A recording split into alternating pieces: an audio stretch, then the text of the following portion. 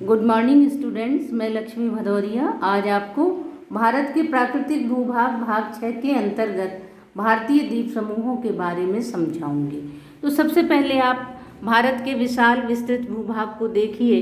इसके अलावा भारत के पास 2 द्वीपों के समूह हैं। इनमें पश्चिम में जो है अरब सागर है और यहाँ पे लक्षद्वीप स्थित है, और पूर्व में बंगाल की खाड़ी में अंडमान और निकोबार द्वीप समूह स्थित हैं। तो अब पहले आपको बताते हैं कि द्वीप किसे कहते हैं। तो भूभाग का वह छोटा क्षेत्र जहाँ जो चारों तरफ से समुद्र से घिरा होता है उसे द्वीप कहते हैं, और जब कई द्वीपों के समूह को द्वीप समूह कहते हैं। तो ये तो द्वीप समूह की बात हो गई। अब आपको अंडमान और निकोबार द्वीप समूह की मुख्य विशेषताएं बताते हैं। तो सबसे पहली विशेषता तो ये है कि ये हमारे देश के केंद्र शासित प्रदेशों में से एक है, और जो ये बंगाल की खाड़ी में स्थित है, और ये उत्तर से दक्षिण तक फैली द्वीपों की एक श्रृंखला है।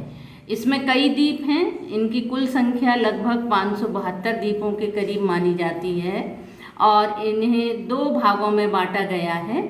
इसमें आप देखिए ये उत्तर में अंडमान द्वीप समूह, और नीचे आप देखिए ये दक्षिण में निकोबार द्वीप समूह हैं। तो ये दोनों इनके विभाजन हैं। और अब प्रश्न ये आता है कि इन द्वीप समूहों का निर्माण किस प्रकार हुआ है। तो ये जो द्वीप समूह हैं ये निमज्जित पहाड़ियों के शिखर हैं। मतलब समुद्र के अंदर जो पहाड़ियाँ डूबी हुई हैं उनके जो समतल शिखर हैं वो ये द्वीप समूह हैं। और यहाँ की राजधानी आपको पता है कि पोर्ट ब्लेयर है। ये देखिए ये जो राजधानी है ये पोर्ट ब्लेयर है, और यहाँ पे ही सेलुलर जेल स्थित है।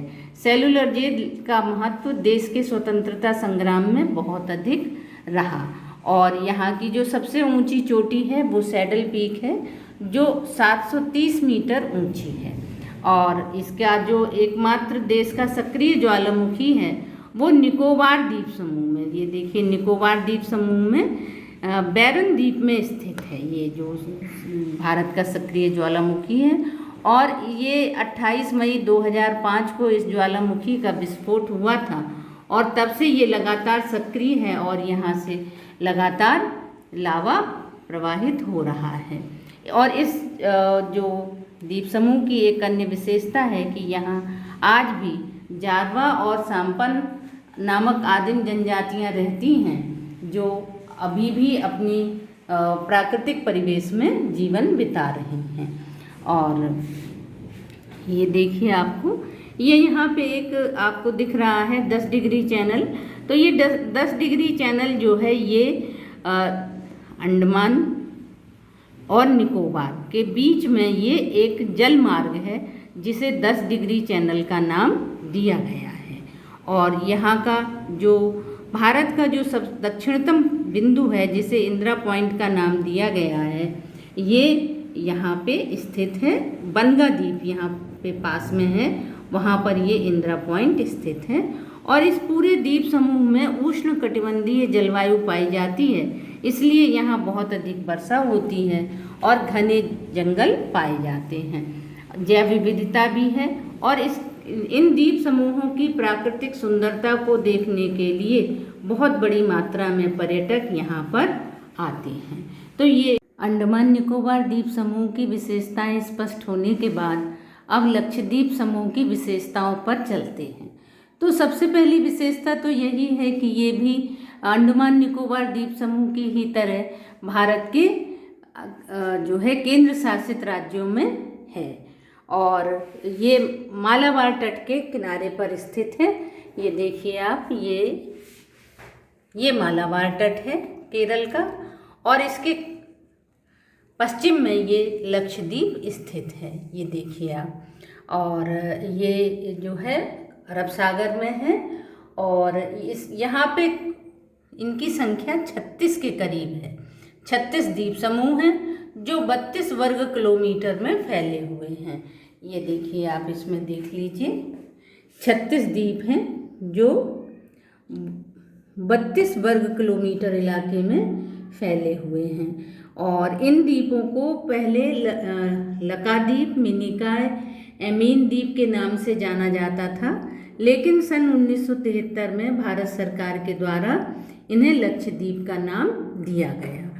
और ये इनकी जो सबसे मुख्य विशेषता लक्षद्वीप द्वीप समूहों की है वो ये है कि ये मूंगा के द्वीप हैं, मूंगा द्वीप हैं। क्योंकि इनका निर्माण जो है अति सूक्ष्म जीव प्रवालों के कंकालों से हुआ है। समुद्र में रहने वाला एक अति सूक्ष्म जीव है जिसे प्रवाल कहते हैं, और उसके कंकाल से इन द्वीपों का निर्माण हुआ है। अब आप देखिए कि ये कैसे हुआ होगा।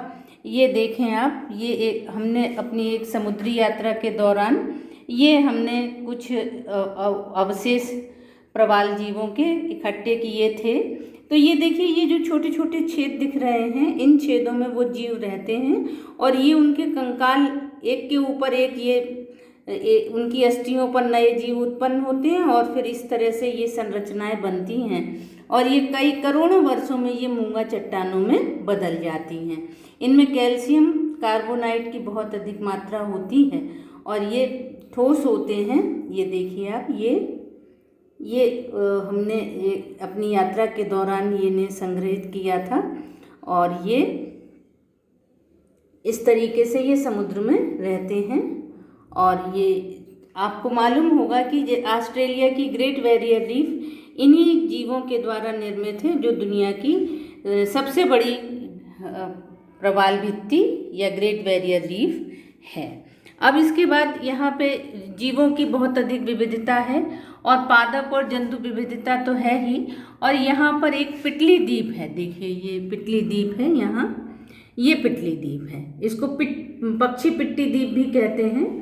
ये पक्षियों के लिए प्रसिद्ध है और इस निर्जन द्वीप में पक्षी अभ्यारण्य बनाया गया है। यहाँ पे पक्षियों के लिए अभ्यारण्य बनाया गया है और इसमें पक्षी निर्भय होकर निवास करते हैं। और यहाँ का जो सबसे बड़ा द्वीप है ये मिनिकॉय द्वीप है।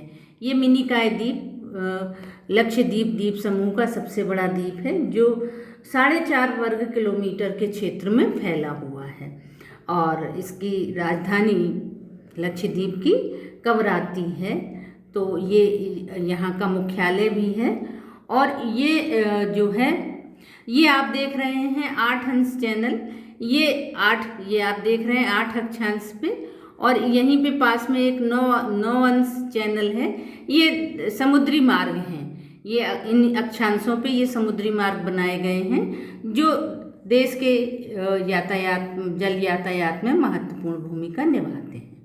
और ये तो हुए मुख्य अंडमान निकोबार द्वीप समूह और लक्षद्वीप द्वीप समूहों की विशेषताएं। अब हम भारत के जो अन्य छोटे द्वीप हैं उनके बारे में आपको बताते हैं। तो जो पूर्व से चलते हैं, बंगाल की खाड़ी में न्यूमूर द्वीप है। बंगाल की खाड़ी में एक जो द्वीप है वो न्यूमूर द्वीप है।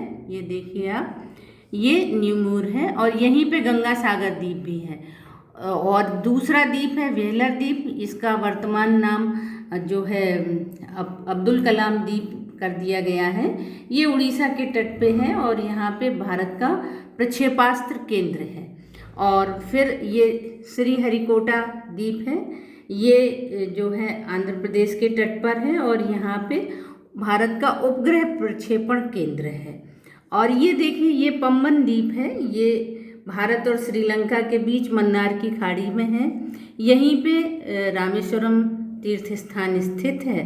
और फिर इसके बाद यहाँ अरब सागर में चलते हैं और नर्मदा और ताप्ती नदी के मुहानों पर ये जो 2 द्वीप हैं, इनमें खड़िया बेट और आलिया बेट ये द्वीप हैं, ये दोनों आपको दिख रहे हैं। और फिर नीरमा और बैसला द्वीप काठियावाड़ गुजरात के तट पे स्थित हैं। तो ये तो पूरी द्वीप और द्वीप समूहों की हमने आपसे चर्चा की। आशा है ये आपके लिए उपयोगी और कारगर सिद्ध होगी। Thank you.